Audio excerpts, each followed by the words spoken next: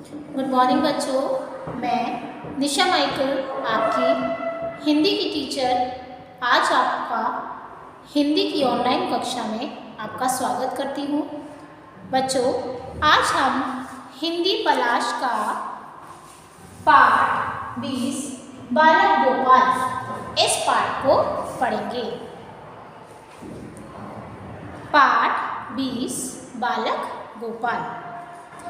इस पाठ में हमें सच्चाई का रास्ता अपनाने का संदेश दिया गया है। यानी इस पाठ के माध्यम से हम ये सीखेंगे कि हमें सच्चाई के मार्ग पर चलना चाहिए। यानी हमें हमेशा सच ही बोलना चाहिए, झूठ नहीं बोलना चाहिए। गणित की कक्षा थी। अध्यापक कॉपी जांच रहे थे। उन्होंने सब बच्चों को गणित का एक प्रश्न हल करने के लिए दिया था। क्या हुआ? क्लास में गणित की कक्षा चल रही थी और जो गणित के अध्यापक थे वो बच्चों की कॉपियां चेक कर रहे थे। और क्योंकि उन्होंने एक दिन पहले क्या किया था, सब बच्चों को गणित का एक सवाल हल करने के लिए दिया था। यानी उन्होंने घर होमवर्क में, गृह कार्य में एक सवाल दिया था और उसको हल करने के लिए कहा था। अध्यापक ने पाया कि किसी भी बच्चे का उत्तर ठीक नहीं था। जब उन्होंने गोपाल की कॉपी देखी तो पाया कि प्रश्न का उत्तर सही था। अध्यापक जी प्रसन्न हो गए और गोपाल की प्रशंसा करने लगे। क्या हुआ? जब वो नेक्स्ट डे बच्चों का होमवर्क चेक कर रहे थे तो उन्होंने देखा कि पूरी कक्षा में, पूरी क्लास में किसी भी बच्चे का आंसर सही नहीं था। सबके आंसर गलत थे। सबने जो सवाल दिया था वो गलत किया हुआ था।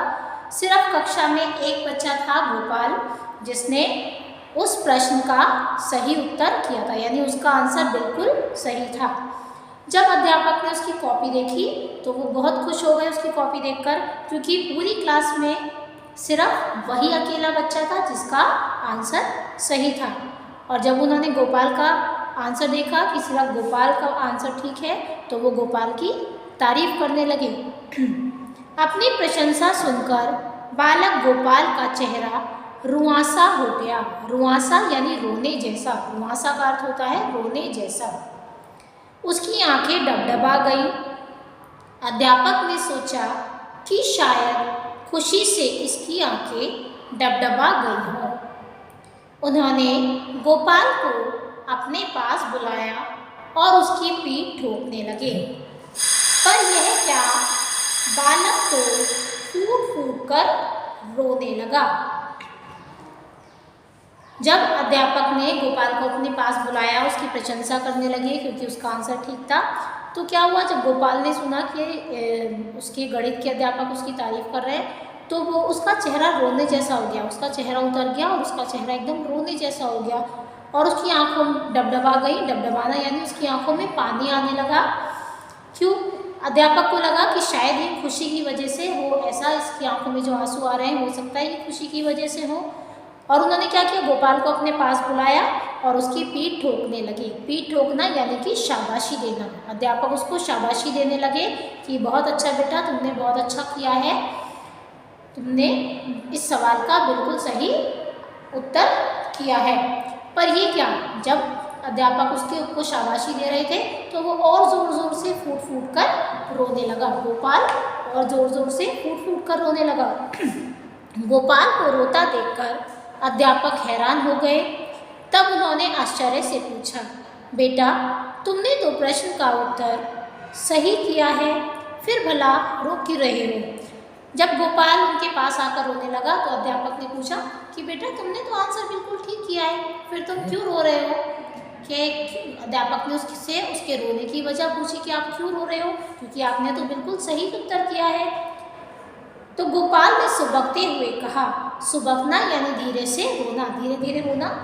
गोपाल ने सुबकते हुए बताया कि गुरुजी, मैंने अपने आप इस प्रश्न को हल नहीं किया, इसे मेरे भाई ने हल किया है।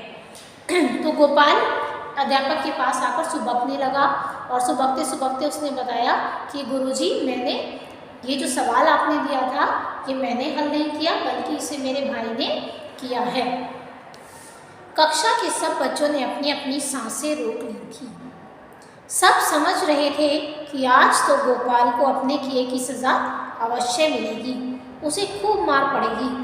जब सब बच्चों ने देखा कि सिर्फ गोपाल का आंसर सही है और अध्यापक क्या थे, उसकी तारीफ कर रहे थे, लेकिन जब उसने ये बताया अध्यापक को कि इसे मेरे भाई ने किया है, तो सब बच्चों को ऐसा लगा कि आज तो गोपाल की पक्का पिटाई होगी, कि आज मैथ्स के अध्यापक इसकी पिटाई करेंगे, आज इसकी पिटाई होनी है। तो ये सोचकर सभी बच्चे डर गए और वो इंतज़ार करने लगे कि अब अध्यापक यानी अब टीचर क्या बोलेंगे, क्या कहेंगे गोपाल को, ये सुनकर कि गोपाल ने अपना होमवर्क अपने आप नहीं किया, बल्कि उसके भाई ने उसका होमवर्क किया है। अध्यापक क्षण भर चुप रहे, फिर उन्होंने गोपाल को अपने गले से लगा लिया। उन्होंने सत्य बोलने के कारण उसकी प्रशंसा करते हुए कहा, बेटा, एक दिन तुम अवश्य अपने देश का सर ऊंचा करोगे। सर ऊंचा करना यानी सम्मान बढ़ाना। सर ऊंचा करने का अर्थ होता है सम्मान बढ़ाना। तो जब अध्यापक को गोपाल ने बताया कि इससे मेरे भाई ने हल किया है, तो अध्यापक पहले तो 1 सेकंड के लिए चुप रहे। फिर उन्होंने क्या किया, उन्होंने गोपाल को अपने गले से लगा लिया और उसे गले लगाते हुए कहा कि बेटा, तुम एक दिन ज़रूर इस देश का नाम ऊंचा करोगे। क्यों कहा उन्होंने ऐसा? उन्होंने ऐसा इसलिए कहा क्योंकि गोपाल ने उन्हें सच सच बता दिया। गोपाल चाहता तो ना बताता तो अध्यापक को पता भी नहीं चलता कि उसने अपना होमवर्क अपने आप नहीं किया, बल्कि उसके भाई ने उसकी मदद की, उसके भाई ने उसका होमवर्क किया है। लेकिन क्या हुआ कि उसने अध्यापक को सच सच बता दिया कि मैंने इसे हल नहीं किया, बल्कि इसे मेरे भाई ने किया है। और इसीलिए अध्यापक ने उसको शाबाशी दी। क्यों दी? उसके सच बोलने के कारण, क्योंकि उसने उन्हें सच सच बता दिया। जानते हो वह बालक कौन था? उस बालक का पूरा नाम था गोपाल कृष्ण गोखले। बड़े होकर वे देश के महान नेता बने। देश को आज़ाद कराने में उन्होंने बढ़ चढ़कर भाग लिया है। तो बच्चों, जानते हो ये बालक जो था गोपाल, जिसने सच बोला था अध्यापक में, ये बालक कौन थे? इस बालक का पूरा नाम था गोपाल कृष्ण गोखले। इस बालक का पूरा नाम था गोपाल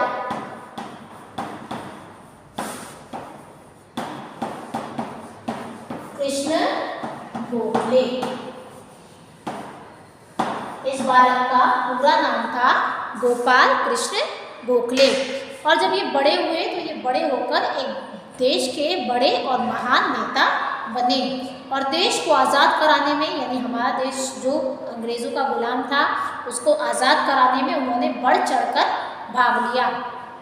जो मन का सच्चा होता है वह जीवन में महान बनता है। यानी जिसके मन में सच्चाई होती है वही आगे चलकर महान व्यक्ति बनता है। तो बच्चों, इस पाठ से हमें क्या शिक्षा मिलती है कि हमें हमेशा सच बोलना चाहिए। चाहे हमसे कुछ भी गलती हो गई, कोई भी गलती हो गई हो, तो हमें क्या करना है? हमें उस गलती को छुपाना नहीं है, बल्कि हमें सच बोलना है। सच बोलेंगे तो सब हमारी प्रशंसा करेंगे, सब हमारी तारीफ करेंगे। तो इस पाठ से हमें क्या शिक्षा मिलती है कि हमें हमेशा सच ही बोलना चाहिए। बच्चों, इस पाठ का अभ्यास कार्य हम कल करेंगे। आज आप होमवर्क में इस पाठ के शब्द लिखेंगे। नाउ होमवर्क लिखिए अपना। डू शब्द ऑफ लेसन 20। ये शब्द आपको कॉपी में लिखने हैं। Thank you.